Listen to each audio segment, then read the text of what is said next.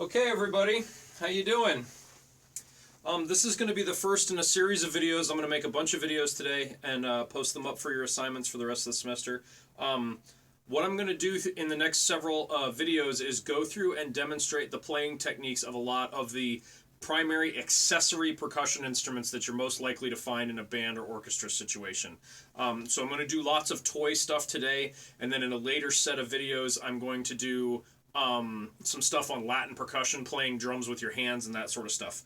So let's start with some toy stuff today. We'll do tambourine. We'll do a series of these on tambourine, triangle, castanets, suspended cymbals, other stuff. But so we'll do some of the sort of ad hoc toys now. One of the things that you'll run into frequently are finger cymbals. So I'll come up to the camera, show you here. So these are tiny little bronze discs. They're made out of the same stuff as normal cymbals, just cast in a slightly different way. And so the way that you play these is you're not going to clash them together like we do with crash cymbals, right? Because you get that airy sound. So what you do with finger cymbals is you hold one horizontally so that it's free hanging, and then with the edge of the other cymbal, then you strike. Right, some players turn it up on the other end. But just like playing crash cymbals, if you do that, that mutes this cymbal just a little bit. So I let this hang. And then I go edge to edge perpendicularly. You can go parallel if you want them both to hang freely. Gives you a little different sound. Alright, so that's finger cymbals.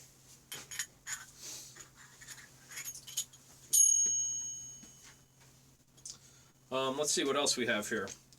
We have a ratchet. Typically, ratchets come with a brace on them so that you can mount them to stands so that you don't have to hold them. This is for like drum set or theater pit applications or something like that. In most band settings, you're going to be able to hold the ratchet in your hand, so you hold it with one hand and then you just crank with the other. The trick to playing the ratchet is that the idea is to create a sustained sound, so you don't want, as you go around, you don't want to hear, right? You want to try to develop a smooth rotation so that you actually get a single sustained sound like a snare drum roll. All right, that's the ratchet.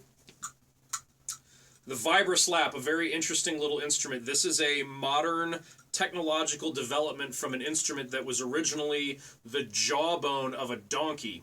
And so what you would do with the jawbone is you would have the entire lower jaw with the teeth intact, and you would strike the side of the jaw and the teeth would rattle in the jawbone. They're very easy to break. They're a little hard to come by now. Most of them come from parts of South America. And for those of you that are, you know, sort of skeeved out by playing on actual bones of animals, this instrument is called the Vibraslap. So what it is it's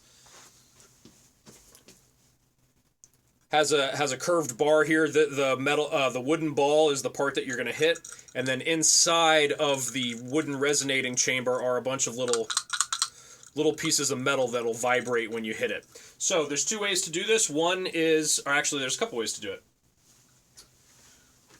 One is to just strike the ball, not the resonating chamber, the ball with a closed fist.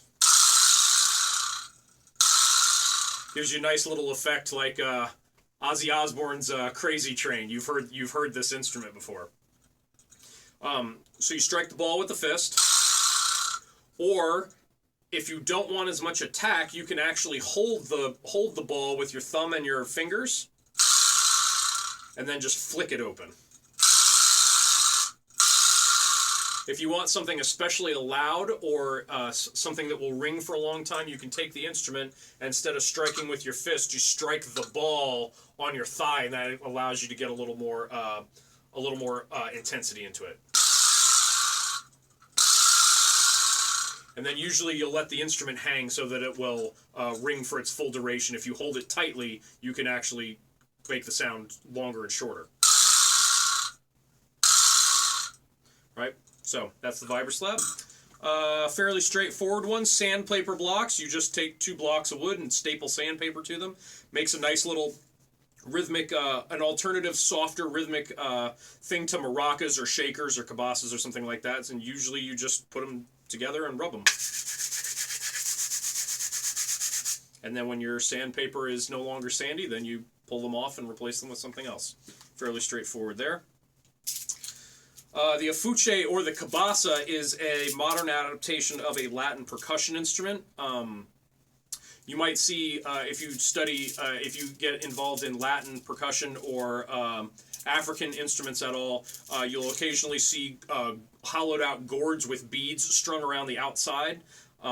This is the analog of that instrument. And so what you do here, the inside has rings of beads that are on a serrated surface or a dimpled surface, and so you hold the beads in your hand and then you rotate the instrument around the beads, and that creates again another alternative sound to shakers. Right, so I'm not holding here and moving my hand, although you could if you wanted a longer sound. But you hold your hand steady on the beads and then rotate the instrument inside of it. And there's a fun little effect where you can do longer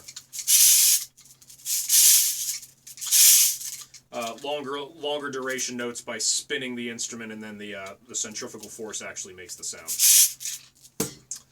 Last thing we'll do in this video is the anvil. You'll see the anvil get called for a lot in older repertoire, and usually the brake drum. This is actually a brake drum from a truck, rear brake drum, called for a very high, pingy metallic sound. Modern anvils that are small and lightweight are pretty hard to come by, and they're also very heavy. I mean, even a small anvil, might weigh 20 or 30 pounds. So the modern analog of that is a piece of hollowed out steel. And so you can either put this on your trap table or hold it lightly in your hand so that it will resonate. And then you usually will strike it with some sort of hard mallet. And again, I'm doing these softly since I'm in the room and I don't want to overload the sound on my phone. Right, so you have that. The alternative to that is to use the brake drum, which is called for much more commonly in modern literature. Usually you'll strike it right around where the irons go through, where you would put on your lug nuts for your tire. And again, usually you'll end up striking this with some sort of hard mallet, like a xylophone mallet. You can also strike it with snare drum sticks, but that doesn't sound as good. Much thinner sound. You can strike inside the hole a little bit for a slightly different sound, but again, the typical way will be to strike it on the face with a hard mallet. Okay, we'll be back in a second with another video.